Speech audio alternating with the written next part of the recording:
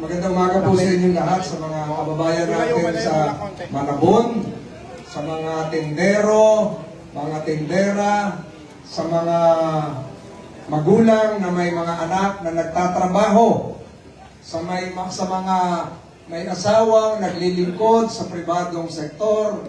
Mga minamahal kong kababayan, magandang umaga po sa inyo lahat. Basahin ko na po itong isang prepared statement. Masaya ko pong ibinabahagi sa inyo ngayong umaga bilang pagsunod din sa tagubig ng ating mahal na Pangulong Marcos at ng National Wage Board. Tinataas po natin ang sweldo. Tinataas po natin ang sweldo ng lahat ng manggagawa dito sa Metro Manila. Makikinabang po ay 1.1 million daily wage earners. Tinataas po natin sa isang kasaysayang 85 pesos increase. Pinakamataas po yung 85 pesos bawat araw para sa manggagawa sa pribadong sektor. Ang pagtaas po ay ibibigay sa dalawang hulog.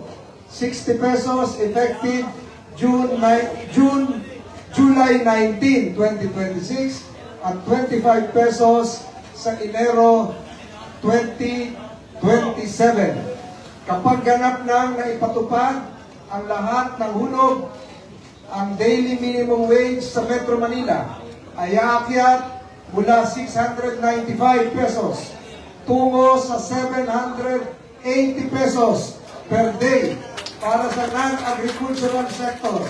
Para naman sa agricultural sector, service and retail establishments, kagaya po dito sa pumapalibot sa palengke ng Malabon, na may empleyadong 15 o mas mababa, at manufacturing establishment sa Metro Manila na may empleyadong mas mababa sa 10 trabahador, ito ay tataas mula 658 tungo sa 743 pesos. Tayo po ay nagpapasalamat sa NCR Wage Board. Nandito po si Ma'am Criselda C. na iiwan ko mamaya.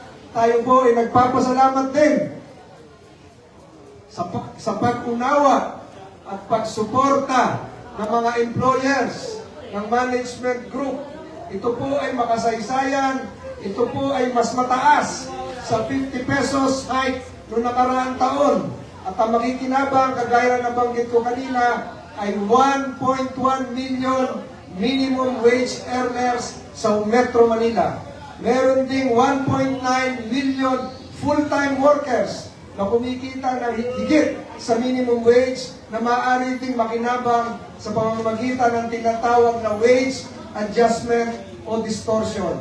Sa madaling salita po, sa araw na ito, kinikilala ng pamahalaan ang dagdag sahod para sa ating manggagawa, hindi lamang bilang usapin na talagang nasa halaga ng araw-araw na kita. Ito ay pagkilala sa sipag at ambag ng bawat manggagawang Pilipino.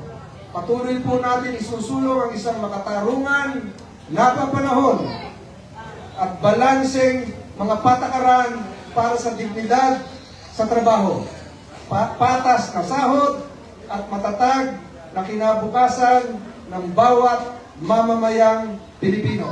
Sa ating pong manggagawa sa buong Metro Manila, salamat po sa inyong sipag. Maraming salamat po muli sa mga employers sa kanilang suporta at kagaya na nabanggit ko, pag-unawa. Muli po, mabuhay ang manggagawang Pilipino.